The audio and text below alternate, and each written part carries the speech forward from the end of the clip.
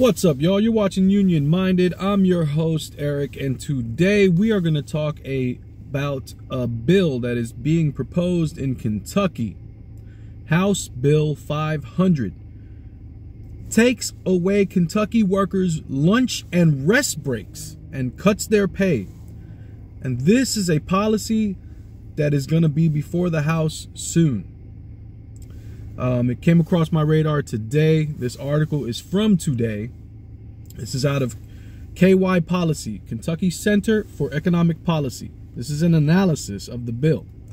And it's put together by Jason Bailey and Dustin Pugel. From today, like I said, this is House Bill 500. We got to really consider how things like this even are conceptualized. And what I've come to understand at 45 years old is that we are propagandized from birth, and it's an expert job that is done where we get so convinced that we put people in positions of power who have zero interest in our well-being and instead serve the very folks who are selling us the bad information and propagandizing us from the beginning. It's really putrid, but game recognizes game, and this game is old and it's been played expertly. We got to outsmart this game. So let's dive in. House Bill 500, which may receive a vote in the full House soon, would take away Kentucky workers' rights to lunch and rest breaks at work and would eliminate pay protections, including for time spent traveling to and from a job site during work hours. It is an assault on longstanding basic rights and dignities on the job that will harm practically all Kentucky workers. Specifically, again, House Bill 500. So what does it do? It repeals the requirement that employers provide a lunch break. Who do you think wrote this law? Who do you think wrote it? Who do you think penned it and then handed it to a politician to put before the House? Repeals the requirement that employers provide a lunch break. Since a state law passed in 1974, businesses must provide a lunch break every 3 to 5 hours, but that right would be eliminated under HB 500. Instead, HB 500 says only that a worker required to keep working without a lunch break can't be denied pay if they juggle eating something while on the job. However, if the employer does provide a lunch break and they discover a worker eating at another time while on the clock, they will not be required to pay them for that time, even a worker who needs a snack for medical reasons. It repeals the requirement that employers provide a rest break. Again, these are things that OSHA requires. Currently, employers must provide at least a 10-minute rest break for each 4 hours of work in addition to a scheduled lunch period. HB 500 takes away that right, and that right was established in 1958. You gotta understand something. The working conditions that the general public enjoys that come without a union negotiating for them have been won because unions fought for them. And the general public doesn't know that. You may know that because you're in a union. You may know that because you're interested in the labor history. But generally speaking, people don't know where the 40-hour work week, weekends, the 8-hour work day, overtime pay, they don't know where these things come from. And if we don't teach them it, they're not going to get it elsewhere. And then that leads to things like this. This HB 500 repeals the requirement that employees who work 7 days in a row receive time and a half and overtime pay. Current law, which has been in place since '42, incentivizes employers to give workers a rest day to allow the opportunity for them to recover and spend time with their families. But that incentive would go away.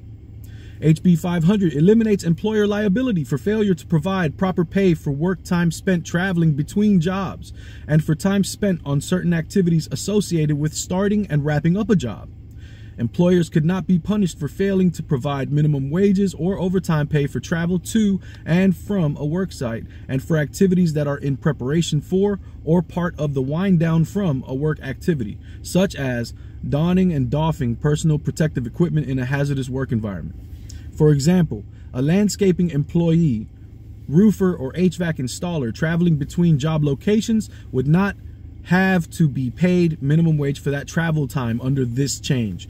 Similarly, a worker in a chemical factory would not have to be paid minimum wage when they are putting on or taking off their safety equipment, nor would a bus driver doing safety checks before picking up kids from school, or a lathe operator cleaning and greasing his or her machine. So it would take away pay for those times, even though that is directly work related. It decreases the statute of limitations for labor violations from 5 years to 3 years, so workers have less time to report issues.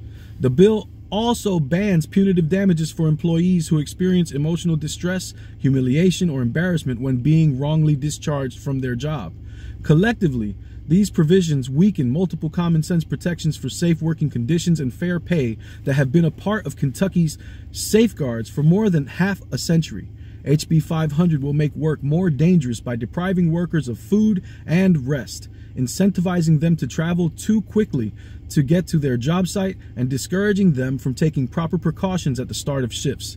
And it will take pay away from workers when they are being moved between job locations, working excessive weeks, and engaging in unnecessary tasks at the beginning and the end of the workday. HB 500. And how in the world did Kentucky put people into power that would do something so dramatic to their actual days? Like, this will actually have an impact on your day-to-day life. You will feel this rule change when it's passed, if it's passed. You're gonna feel this. You get sold things like there's an immigration crisis and they're coming to take your jobs. You get sold all these things every year. And we vote with this paranoia in our minds, and we vote for people that are claiming they're going to take care of that issue. And then what do?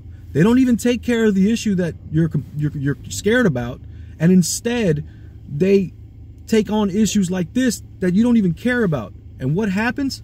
This is going to affect you personally, and they'll just scare you again about the immigrants crossing the border next time so that they could do more of this. And the problem is that we don't talk to each other in an honest way and really address the problems that we face collective. Because when we live in a region, when you live in a jurisdiction, when you live with your coworkers in your neighborhoods, and when you live together, you face common problems. In my neighborhood, that daggum intersection between Truslow and Route 1, man, it gets backed up, and we need a traffic light there. That's our issue. That's what we face commonly. Overpopulation on the schools, we face that commonly. A lack of funding for teachers, we face that commonly. And we can address those things. But instead, we're electing folks based on paranoia and fear of things that we imagine that never come to life and never come to light. And in the meantime, our schools get defunded, our teacher pay goes down, the quality of our infrastructure around our neighborhoods gets worsened.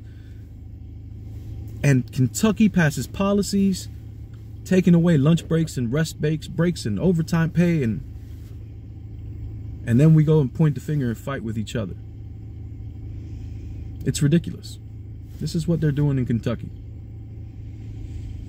We have a lot of work to do in the union spaces because we have centuries of propaganda to unravel.